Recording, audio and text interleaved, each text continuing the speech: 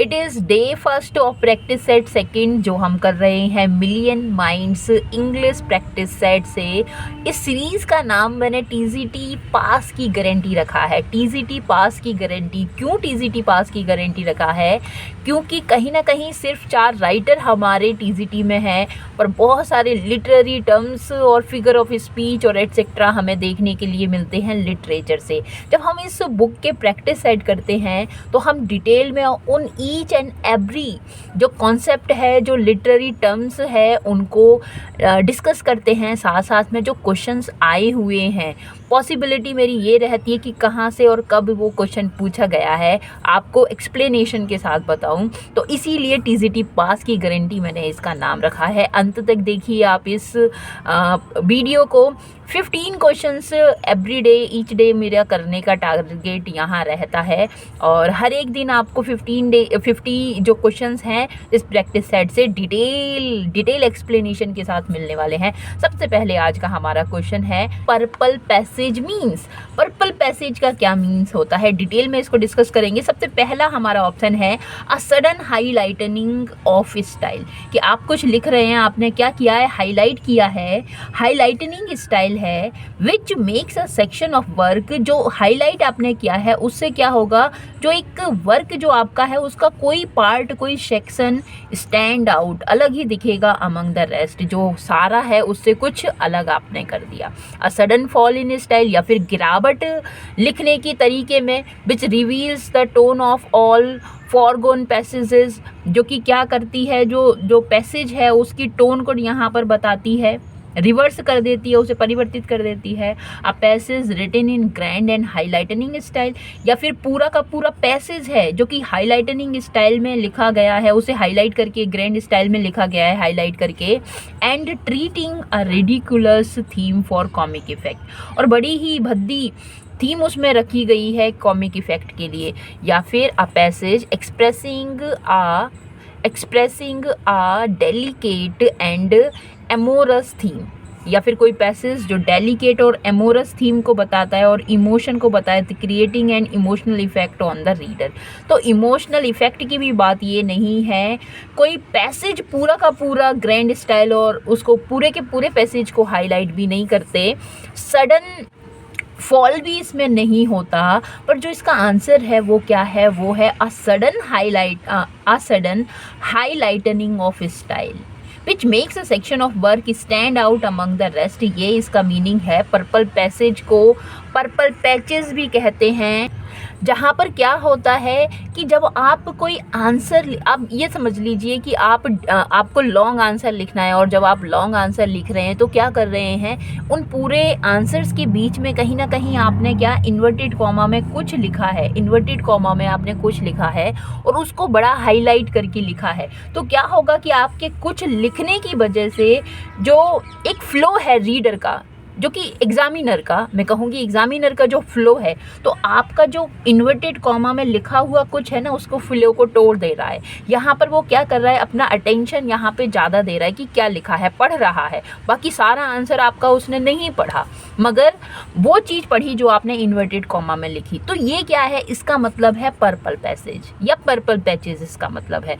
Hope करती हूँ कि ये समझ में आया होगा। ये जो टर्म है ड्रिवन होता है हॉरेस से, रेफरेंस यहाँ पे हमें हॉरेस का मिलता है आर्ट्स पोइट्री में। आर्ट्स पोइट्री का, हॉरेस की जो आर्ट्स पोइट्री का है, वहाँ से हमें देखने के लिए ये मिलता है।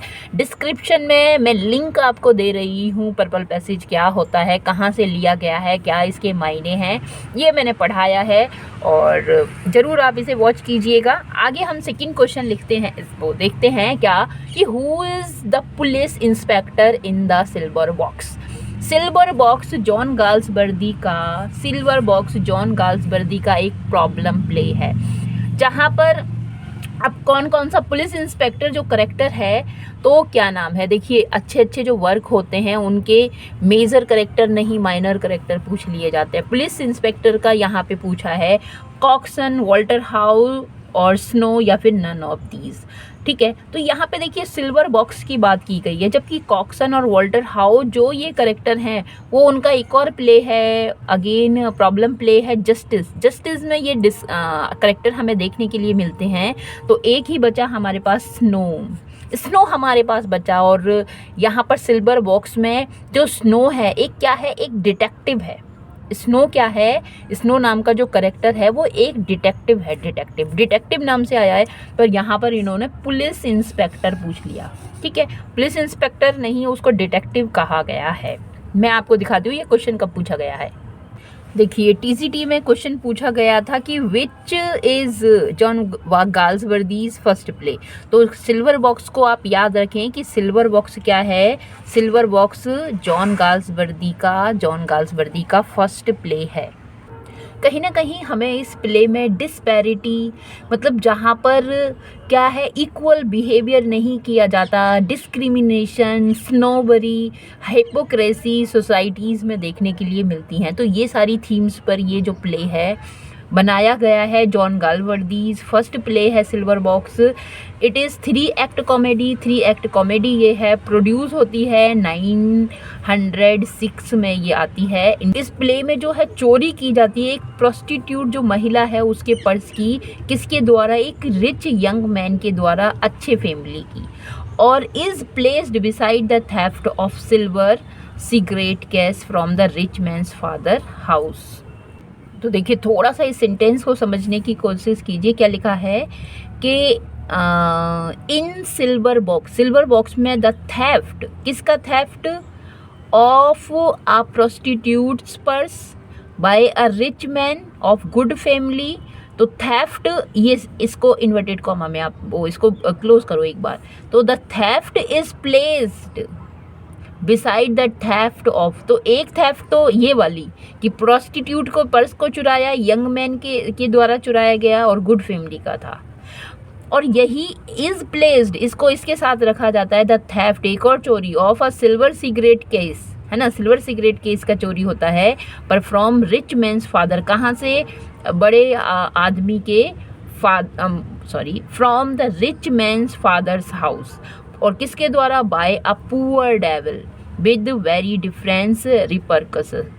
तो रिपरक्यूशंस मीन्स प्रतिक्रिया, तो ये बड़ी ही एक अलग प्रतिक्रिया को दिखाता है। यहाँ पर जो पुअर मैन है उसका इंटेंशन नहीं है उस सिगरेट केस को चुराने का, ये तो उसे गिफ्ट किया गया है, मगर यहाँ पे कहीं ना कहीं ये जो पर्स है जिसके अंदर ये सिगरेट केस रखा हुआ है, इसको इस यंग मैन ने क्या किया है, थेफ्ट किया है। तो दोनों ही चोरी हैं। बड़ी ये प्रॉब्लम प्ले है, समाज को दर्शाने का काम किया है जॉन गाल्सवर्दी ने।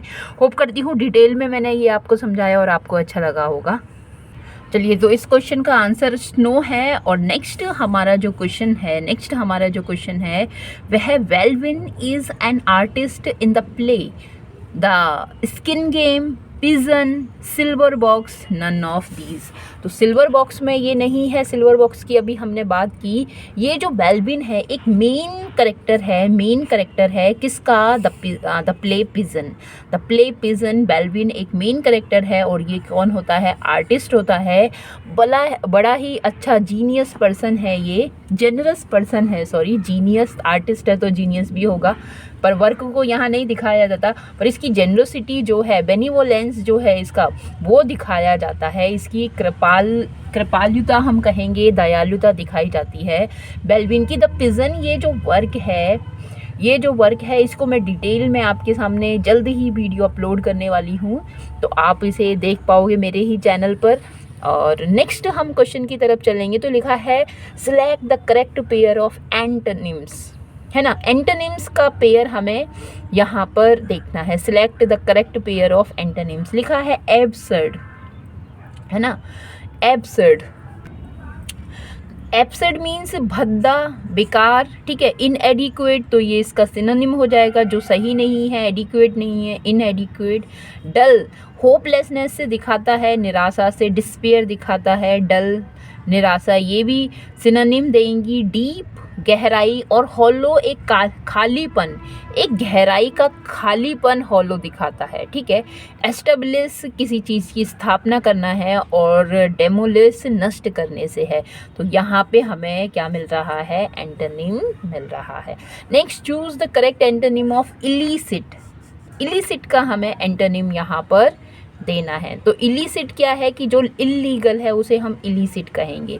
स्लेवरी गुलामी हो जाएगा। डिपेंडेंट निर्भर होना है, और बॉन्डेज बंधन से है, बॉन्डेज बंधन का क्या हो जाएगा, एब्स्ट्रैक्ट नाउन हो जाएगा। इलिसिट का एंटोनिम होगा क्या, लीगल। इलिसिट इलीगल और एंटोनिम इसका लीगल यहाँ हो जाएगा। आगे बढ़ते हैं। लिखा है opposite of सुपरसीलियस।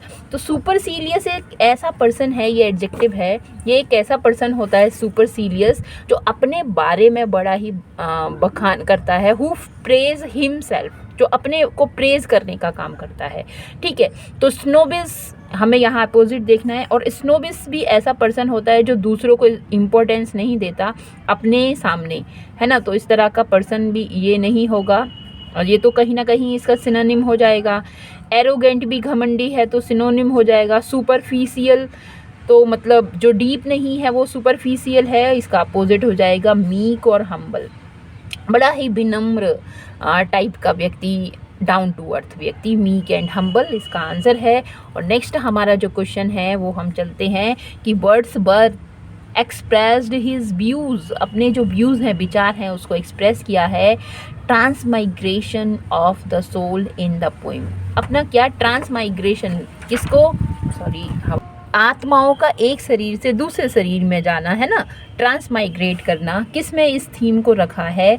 Odd on the intimation of immortality, तो इमॉर्टलिटी ओड्स में उनका ये हमें जो थीम है वो दिखाई देती है, या फिर प्रिल्यूड में, या फिर ओड टू ड्यूटी, या एक्लेसियास्टिकल स्केचेस। तो हमें कहीं भी इनमें नहीं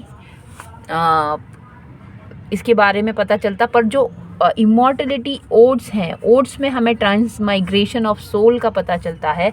तो आंसर हमारा ये हो जाएगा ऑप्शन नंबर ए। देखिए 2013 टीजीटी में ये क्वेश्चन पूछा गया था, और इसमें आंसर है ode on the intimation of immortality. Wordsworth has expressed his views, Wordsworth ने अपने जो व्यूज़ हैं उनको एक्सप्रेस किया है, बताया यहाँ है ऑन ट्रांसमाइग्रेशन ऑफ सोल, कि जो आत्मा है उसका क्या, उसका आना जाना इस पोइम में बताया है, जिसका नाम है ode on the intimation of immortality. ठीक है, completed 1804 and published poems in 2 volumes 1807। ये कंप्लीट हो जाते हैं 1804 में, जब इनका पहला वॉल्यूम आया है, क्या, पोइम्स इन 2 वॉल्यूम्स 1807, उसमें पब्लिश होते हैं। The poem spilt into 3 movements, 3 movements में ये बटी हुई है, इसको आप ध्यान रखें। क्या, first 4 stanzas discuss death and loss of youth. ये first 4 stanzas loss of youth and innocence इसको डिस्कस करते हैं। Second stanza discuss the divine and final, है ना, डिवाइन पर, डिविनिटी पर बात करते हैं। एंड फाइनल स्टेंजा जो है एक्सप्रेस होप, आशा पर, that memory of the divine will allow us to sympathise with our fellow man. तो ये वाली बात कही गई है ode on the intimations of immortality में, और ये मैंने आपको डिटेल में यहाँ दिखाया। होप करती हूँ बहुत अच्छा आपको लग रहा होगा, समझ में भी आया होगा। तो इसके लिए एक लाइक तो बनता है, कमेंट करके आप ज़रूर बताएं कि आपको कैसा लग रहा है, समझ में आ रहा है या नहीं। सब्सक्राइब भी कर लें मेरे चैनल को, और आगे बढ़ते हैं। लिखा है our myriad minded Shakespeare, our myriad minded Shakespeare. बड़ा ही अच्छा क्रिटिकल कमेंट है शेक्सपियर के ऊपर, और असंख्य दिमागों वाला शेक्सपियर बताया है। किसने कहा है भाई, तो इसको वर्ड्सवर्थ ने भी नहीं कहा, मिल्टन अर्नोल्ड ने नहीं कहा, ये जो दिया है ये एस.टी. कॉलरिज ने इनको बताया है, एस.टी. कॉलरिज। और आगे बढ़ते हैं हम। That one may smile and be a villain. Where does these line appears? तो कहते हैं कि बस कोई व्यक्ति है जो हंसता है, स्माइल करता है, और वो जो उस पूरा जो वर्क है, प्ले है, उसका क्या बन जाता है, उस वर्क का, उस कहानी का विलन बन जाता है। कहाँ ये लाइन हमें देखने को मिलती है? ओथेलो में, हेमलेट, मैकबेथ, या नन ऑफ दीज। तो ये जो लाइन है कि वन में smile and be a villain, तो कहीं ना कहीं ये जो लाइन है ये रेफ़र की जाती है किसके लिए? क्लॉडियस के लिए ये रेफ़र की जाती हैं, जो कि क्या करती हैं, जो बताती हैं किसको, एबिलिटी को, किस चीज़ की एबिलिटी को, to hide his terrible crown, जो उसने हेमलेट की डेथ करके, मर्डर करके, उसका जो क्राइम किया है ना, उसको हाइड करने की जो एबिलिटी है उसको बताती हैं। Although he is a murdered, है ना, मर्डर्ड द किंग कौन, Hamlet, and taken the throne, और उसका थ्रोन जो है उसने छीन लिया। He is able to completely disguise his guilt, जो उसका अपराध है उसको क्या करने में, बदलने में। And appear happy and morally upright, और बड़ा खुश दिखता है, मोरली नैतिक रूप से, अपराइट सही दिखता है, किस पर, डेनिस कोर्ट में। तो बड़ा हेमलेट दुखी होकर इस बात को कहता है, और ये लाइन हमें देखने की मिलती हैं किसमें, हेमलेट में। थोड़ा सा एक्सप्लेन मैंने किया, होप करती हूँ आपको अच्छा लगा होगा। आगे बढ़ते हैं। Choose the correctly spelled word. Symmetrical जो स्पेलिंग है डबल एम इसमें आएगा, इसलिए ये स्पेलिंग नहीं है। और आप याद रखिए कि इसमें ये वाली भी ए वाली स्पेलिंग नहीं है। बताओ मीटर की स्पेलिंग क्या है, METER, मीटर। तो सिमेट्रिकल क्या होता है, जहाँ पर आपको दो पैटर्न, एक कोई आकृति जिसमें कि कहीं ना कहीं दो पैटर्न से मिलकर आधी आधी बनी हुई थी होती है ना, सिमेट्रिकल होती है। तो मतलब कहीं ना कहीं सिमिलर मीटर, इधर साइड भी इधर साइड भी सिमिलर मीटर जिसमें यूज़ किए गए हैं वो हो जाती है सिमेट्रिकल। आगे बढ़ते हैं। सिमेट्रिकल की स्पेलिंग आपको हमेशा के लिए याद हो गई होगी। और आगे बढ़ते हैं तो हमें नरेशन से क्वेश्चन है, कहा है सी आस्क्ड, वह उसने पूछा, is the secretary coming to the meeting, is the secretary coming to the meeting, क्या सेक्रेटरी आ रहा है मीटिंग के लिए। ठीक है, तो क्वेश्चन यहाँ पर है, इसका मतलब जो हमारा रिपोर्टेड स्पीच है ये इंट्रोगेटिव है, और इंट्रोगेटिव है तो कंजंक्शन के लिए हमें इफ़ या वेदर लगाने की ज़रूरत पड़ती है ना। क्यों, क्योंकि क्लोज एंडेड हमारा क्या है, ये क्लोज एंडेड हमारा क्वेश्चन है। क्लोज एंडेड हमारा यहाँ क्वेश्चन है। लिखा है कि she asked that the secretary, that conjunction लगाए, इससे हटा दो, यहाँ भी डैट कंजंक्शन लगाए, हटा दो इसे। इफ़ कंजंक्शन यहाँ लगाए ये सही होगा, मगर क्योंकि हमारा रिपोर्टिंग वर्ब पास्ट में है तो इसका रिपोर्टेड स्पीच का जो टेंस है वो चेंज होगा, तो ये हमारा नहीं होगा, हटा दो इसे। आंसर मिल गया है ना, आंसर हमें मिल गया। She asked if the secretary was coming to the meeting. She asked if the secretary was coming to the meeting। ठीक है, ये हमारा आंसर हो जाएगा। और आगे बढ़ते हैं। अगेन हमारे पास क्वेश्चन है नरेशन से, और लिखा है द कन्विक्ट सेड, जो अपराधी है उसने कहा, let me speak freely please, है ना, let me speak freely please. तो जो रिपोर्टेड स्पीच है क्या है, ये इम्पेरेटिव सेंटेंस है। अब जब इम्पेरेटिव सेंटेंस हमारे पास है तो जब हम उसे चेंज करेंगे तो फिर यहाँ पे हमें प्लीज़ भी दिखाई दे रहा है, तो सजेशन को तो हटा ही दीजिए, प्रपोज को भी हटा दीजिए, बचे दो ऑप्शन जहाँ पे हमें रिक्वेस्ट हमारे पास है। ठीक है, अब देखते हैं क्या, the convict requested that he must be allowed to speak freely, he must be allowed to speak freely, या फिर the convict requested that he be allowed to speak freely. अब यहाँ एक सी में आप ज़रा ध्यान से देखोगे ना, तो ये बी जो है ये हमारी helping verb is are am was verb को रिप्रेजेंट करता है, और यहाँ पे he is allowed to speak उसको किया गया, तो ये तो पैसिव वॉइस बता रहा है, ये तो पैसिव बन जा रहा है, तो पैसिव नहीं भाई, हमें इनडायरेक्ट बताना है। तो जो ऑप्शन नंबर बी है वही सही है। The convict requested that he must be allowed to speak freely, कि उसको क्या करना चाहिए, अलाउ, मतलब उसको जो लेट वाले हैं वो भी मस्ट फिर उसमें आता है, यहाँ पर भी हम ध्यान रखेंगे। और इस बुक में जो आंसर दिया है वह सी दिया है।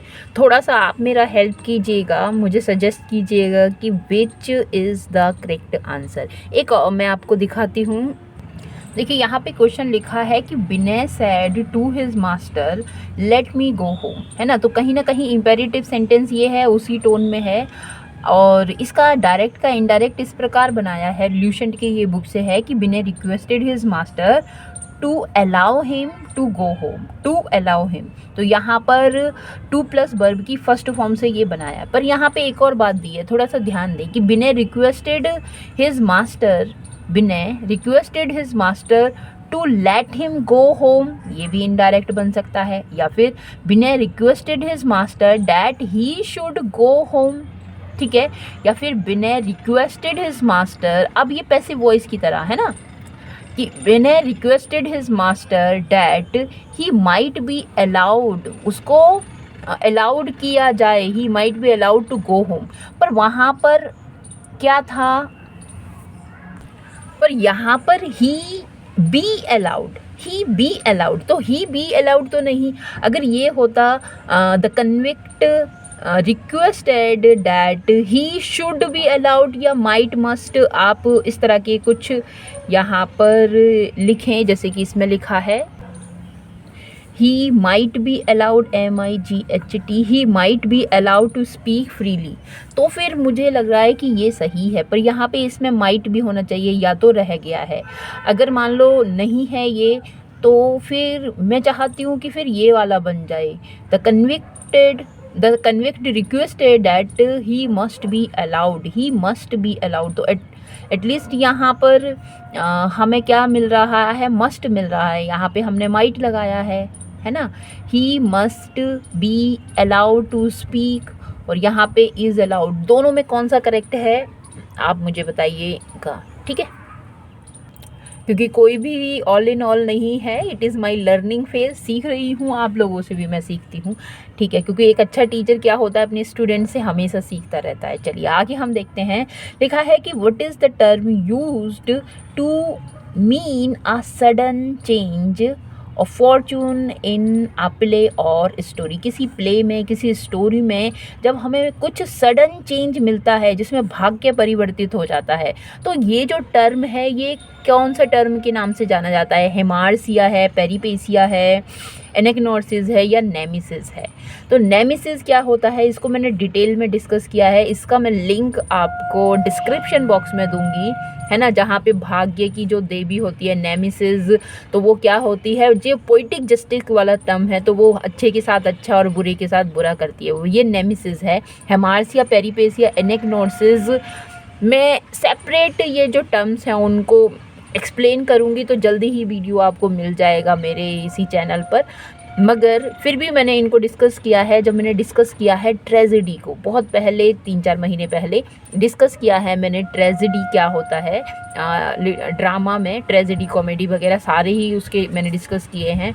तो वहाँ पे मैंने हेमार्सिया और एनेक्नोर्सिस ये डिस्कस किया है, पर थोड़ा सा बड़ा है, लिंक मैं दे दूँगी, if you want you can watch. और अभी हम थोड़ा सा देख लेते हैं चारों के बारे में।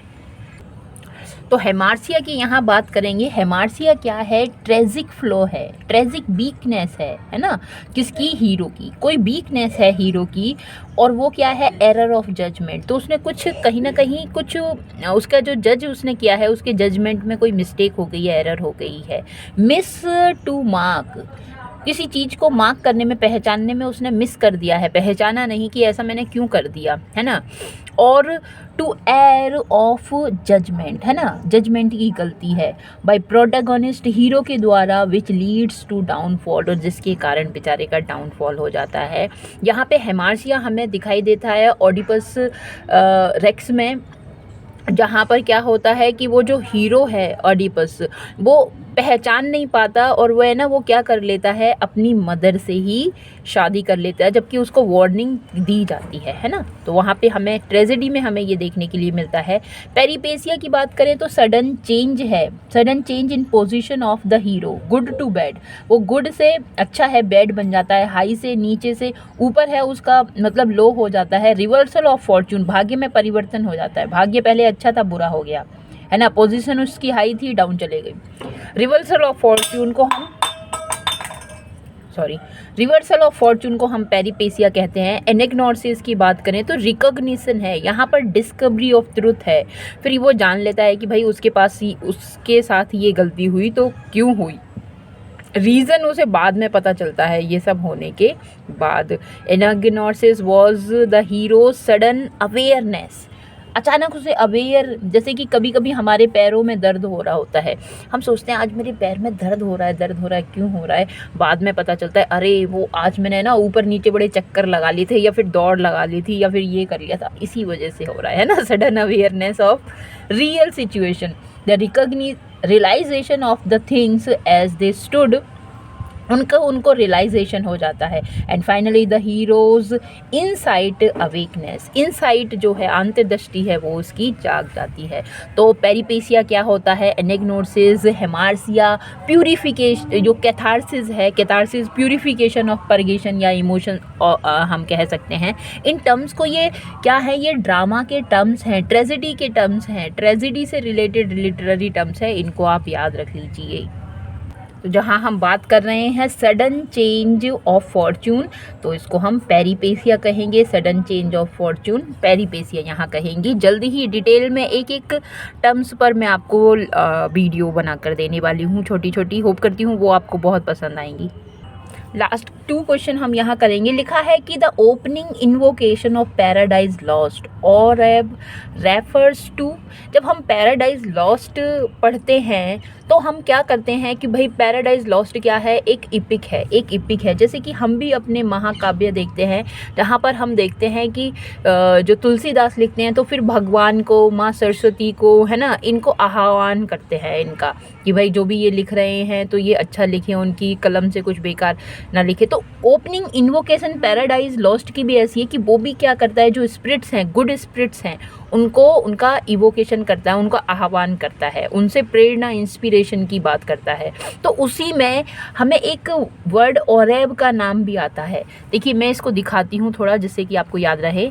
देखिए पैराडाइज लॉस्ट की यहाँ ओपनिंग लाइन हमें दिखाई दे रही हैं और लिखा है ऑफ ओरेब और ऑफ सिनाई, है ना, डिडस्ट इंस्पायर। तो वो कहता है कि ये म्यूज़ जो है ना, सिंग हेवनली म्यूज़, जो म्यूज़ है गाने की जो देवी है, उसके बारे में बात करता है कि वो सीक्रेट टॉप पे बैठी होती है, किसके, और वो सिनाई के।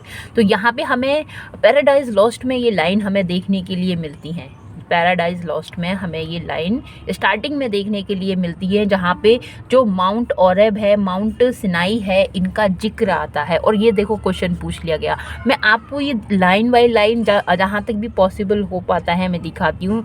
एम यही है कि साइकोलॉजी भी ये कहती है कि जब हम किसी चीज़ को बार बार जिस चीज़ को हम देखते हैं ना, हमें ऑटोमेटिक ही याद आ जाती है। तो मेरा, जैसे कि मैंने इसका नाम रखा है टीजीटी पास की गारंटी, इसीलिए भी है क्योंकि हम यहाँ पे क्वेश्चंस को देखने का काम करते हैं कि कहाँ कहाँ वो आए हैं, बार बार देखने का उनको यहाँ काम करते हैं। तो आप अब मुझे बताइए ये जो बात मैं दिखाती हूँ आपको कैसा लगता है। तो यहाँ पर ये जो ओरेब है, स्नाई है, दोनों को याद रख लीजिए क्या है, माउंट हॉरेट है, ऑप्शन सी। और नेक्स्ट हम देखेंगे हमारा मिसमैच कौन सा है। तो मिल्टन के ये सारे ही वर्क हैं, ऑफ एजुकेशन, एरियोपेजिटिका, लेसिडास और पैराडाइज लॉस्ट। पैराडाइज की हम बात करते हैं, अभी हमने देखा था पैराडाइज लॉस्ट 1667, लेसिडास 1637। ऑफ एजुकेशन इनका जो पैम्फलेट है 1644 में आता है, जबकि एरोपेजिटिका ये जो वर्क है ये मिसमैच है, ये इसका मैचिंग सही नहीं है। तो ये हमारा आंसर हो जाएगा, ये आता है 1644 में, जब ऑफ एजुकेशन पे उन्होंने एक क्या कहते हैं, उन्होंने लिखा है, एरोपेजिटिका पे भी लिखा है। तो ये जो वर्क है 1644, इसको भी याद रख लीजिए और इसको भी याद रख लीजिए। जबकि लिसिडास क्या है, ये सोनेट है या फिर ये एलेजी है, ये आप मुझे बता दीजिएगा।